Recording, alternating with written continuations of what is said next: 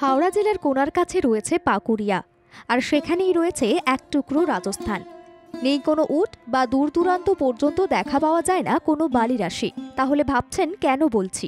এখানে রয়েছে রাজস্থানের হনুমান মন্দিরের আদলে তৈরি হওয়া এক মন্দির, যার নাম সালসার পাকুড়িয়া ধাম।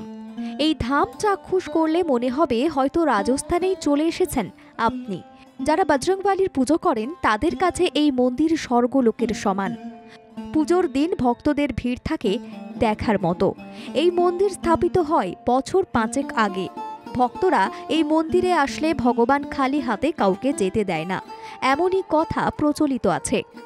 রাজস্থানের দৌসা জেলায় মহাবীর হনুমানকে উৎসর্গ করে যে মন্দির নির্মিত হয়েছে সেই মন্দিরের নাম বালাজি মন্দির। তাই অনেকে হাওড়ায় গড়ে ওঠা এই মন্দিরকেও বলে থাকেন বালাজির মন্দির। হাওড়ার এই হনুমান মন্দির পুরো পাথর দিয়ে নির্মিত। অপূর্ব কারুকার্য করা এই মন্দির। পুরো মন্দির জুড়ে দেওয়ালে সাদা পাথরে খোদাই করা হনুমানের মূর্তি রয়েছে। রাজস্থানী মন্দিরের আদলে নানা নকশা নিখুঁতভাবে পাথর কেটে অলঙ্করণ করেছেন শিল্পীরা। সন্ধেবেলা অসাধারণ আলোকসজ্জায় সেজে ওঠে এই মন্দির। মন্দিরের ভেতরের আলোর কারুকার্য দেখার মতো। মাথার উপরে রয়েছে আকর্ষণীয় ঝাড়বাতি। মন্দিরে ওঠার জন্য রয়েছে অনেকগুলি সিঁড়ি। সেই সিঁড়ি ধরে উপরে উঠেই পাবেন বীর হনুমানের দর্শন। মন্দির ঢোকার মুখেও রয়েছে বিশাল বড় একটি গেট। এই গেটে ময়ূরের মতো মূর্তি আছে।